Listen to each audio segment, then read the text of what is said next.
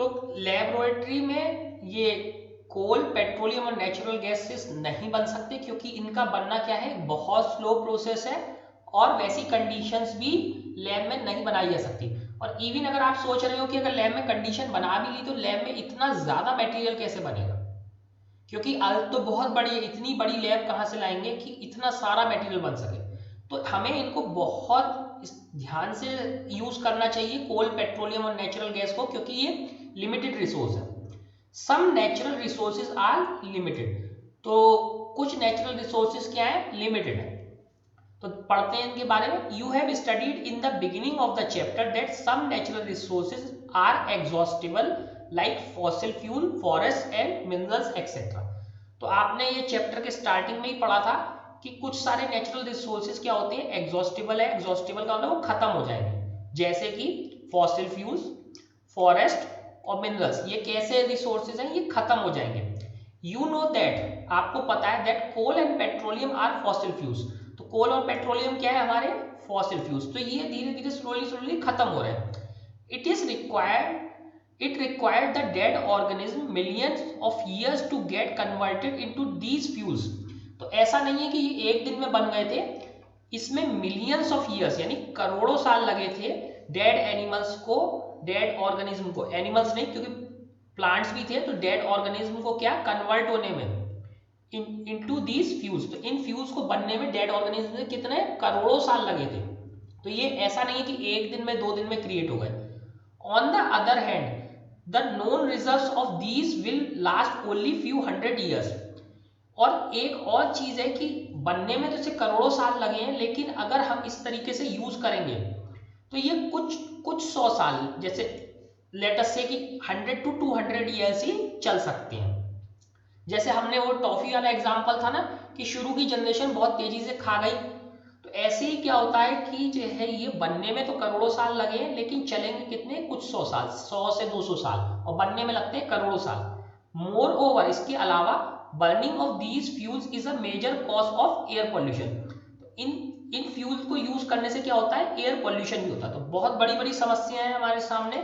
समस्या क्या है कि ये बने तो करोड़ों साल में है और हम इसे बहुत तेजी से खत्म कर रहे हैं। इसी तरीके से खत्म करते रहे तो बहुत ही जल्दी ये खत्म हो जाएंगे। और इसके अलावा एक सबसे बड़ी समस्या इसके साथ जो जुड़ी हुई है, जो इससे अटैच्ड समस्या है, वो क्या है, एयर पॉल्यूशन। ठीक है, जैसे ही हम फ्यूल बर्न करते हैं तो एयर पॉल्यूशन, आपको पता ही है गाड़ी चलाने से एयर पॉल्यूटेड होती है, तो बहुत ज्यादा दिक्कत है। Their use is also link to global warming. तो इनका जो है, इनको जो है किस चीज से और लिंक किया जा रहा है, ग्लोबल वार्मिंग से। तो ग्लोबल वार्मिंग क्या, अर्थ स्लोली गर्म होती जा रही है। अर्थ क्या हो रही है, स्लोली गर्म होती जा रही है। तो जैसे जैसे एयर पॉल्यूशन बढ़ रहा है, ग्लोबल वार्मिंग भी बढ़ रही है, यानी अर्थ का टेम्परेचर क्या हो रहा है, स्लोली बढ़ रहा है। It is therefore necessary that we use these fossil fuels only when absolutely necessary. इसीलिए क्या कहा जाता है कि इसीलिए हमें ये फॉसिल फ्यूल का भी यूज करना चाहिए जब ये एब्सोल्युटली नेसेसरी, बहुत ज्यादा जरूरत में ही यूज करने चाहिए। क्योंकि क्या प्रॉब्लम है, ग्लोबल वार्मिंग हो रही है, एयर पॉल्यूशन हो रहा है और ये खत्म भी हो जाएंगे। This will result in better environment, smaller risk of global warming and their availability for a longer period of time. तो इससे क्या होगा, एक तो एनवायरमेंट साफ होगा, ठीक है, एयर पोल्यूशन कम हो जाएगा, ग्लोबल वार्मिंग कम होगी, स्मॉलर रिस्क होगा, ग्लोबल वार्मिंग भी कम हो जाएगी, और ये their availability for a longer period of time, तो यानी ये ज्यादा समय चलेंगे। तो हमें कम यूज करना चाहिए ताकि लंबे समय चले, ग्लोबल वार्मिंग भी ना हो और एयर पॉल्यूशन भी ना हो। In India the petroleum conservation research association, तो पेट्रोलियम कंजर्वेशन का मतलब होता है बचाना, किसी चीज को बचाना। रिसर्च मतलब उसके ऊपर जो रिसर्च करने वाली जो एसोसिएशन है, पेट्रोलियम को बचाने के ऊपर जो रिसर्च करने वाली एसोसिएशन है, पीसीआरए, उसने क्या एडवाइस करती है, advises people how to save petrol diesel while driving. ठीक है, तो पीसीआरए जो ये एसोसिएशन है जो पेट्रोलियम को बचाने के ऊपर रिसर्च करती है, वो लोगों को एडवाइस देती है कि कैसे करके वो अपना पेट्रोल या डीजल बचा सकते हैं। तो उनकी टिप्स क्या है पेट्रोल डीजल बचाने की, drive at a constant and moderate speed as far as possible. तो यानी हमें बार बार तेज और धीरे नहीं होना चाहिए अगर हम ड्राइविंग कर रहे हैं, तो कांस्टेंट यानी मतलब सेम लगभग सेम स्पीड पे चलाना चाहिए और मॉडरेट स्पीड पे। मॉडरेट स्पीड का मतलब क्या है कि ऐसा नहीं होना चाहिए कि हमारी स्पीड 80 किलोमीटर पर आवर है या 90 किलोमीटर पर आवर है, ना ही 20 किलोमीटर पर आवर है। तो रेकमेंडेशन क्या है कि हमें 45 से 55 की किलोमीटर पर आवर की स्पीड पे चलना चाहिए। तो ये उनकी रेकमेंडेशन होती है, ठीक है, पीसीआर की, कि हमें कोई भी व्हीकल 45 से 55 की स्पीड पे चलाना चाहिए।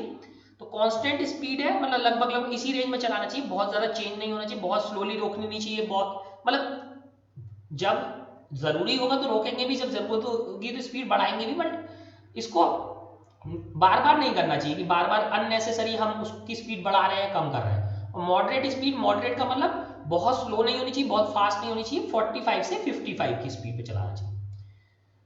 Switch off the engine at traffic lights, तो जब भी हम ट्रैफिक लाइट्स पे हैं तो क्या कर देना चाहिए, इंजन को स्विच ऑफ कर देना चाहिए। इंजन जैसे ही स्विच ऑफ कर देंगे तो पेट्रोल वगैरह यूज होना बंद हो जाएगा, पेट्रोल या डीजल। और at a place where you have to wait, और ऐसे कुछ प्लेस हो सकते हैं जहां पे हम रुक के किसी से बात कर रहे हैं, तो ऐसे प्लेसेस पे हमें क्या करना चाहिए, इंजन बंद कर देना चाहिए। एंश्योर करेक्ट टायर प्रेशर, ये भी एक बहुत इंपॉर्टेंट चीज है कि टायर का प्रेशर सही होना चाहिए, क्योंकि अगर टायर प्रेशर बहुत ज्यादा हुआ तो टायर फट जाता है, टायर प्रेशर कम हुआ तो फ्यूल ज्यादा खर्च होता है, तो टायर प्रेशर भी ठीक रहना चाहिए। Ensure regular maintenance of the vehicle, तो ये भी बहुत जरूरी है, अगर व्हीकल का मेंटेनेंस नहीं होगा तो व्हीकल फ्यूल भी ज्यादा खर्च करेगा और उससे पॉल्यूशन भी बहुत ज्यादा होगा।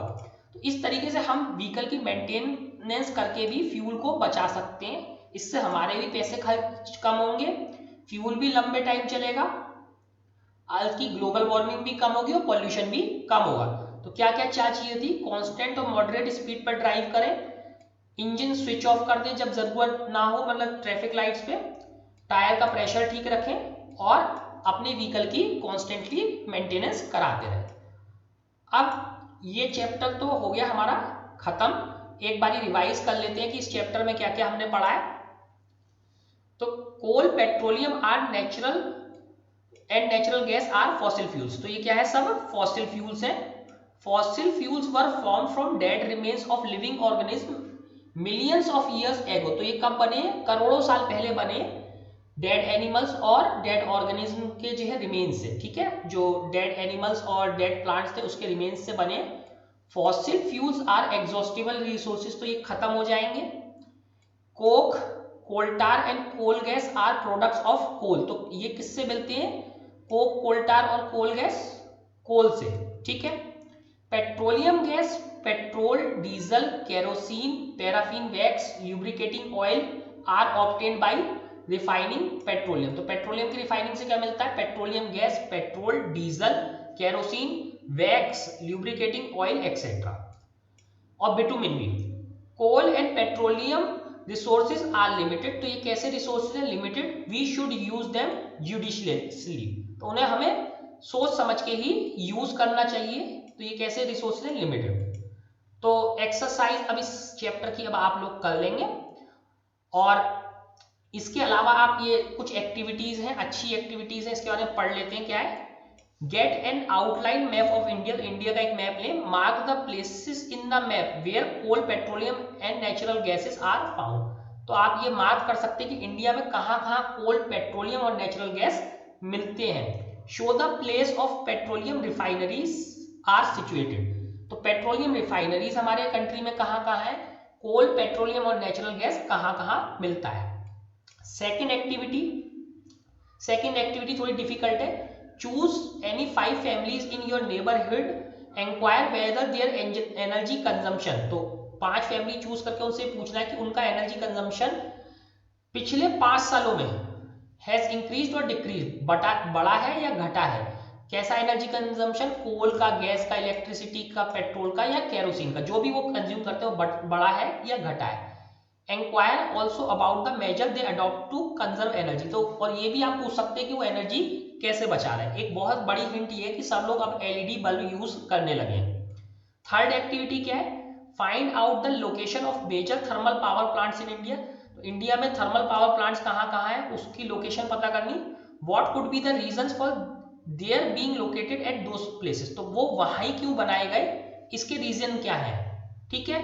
क्योंकि वहां के आसपास कोल की इजी अवेलेबिलिटी है।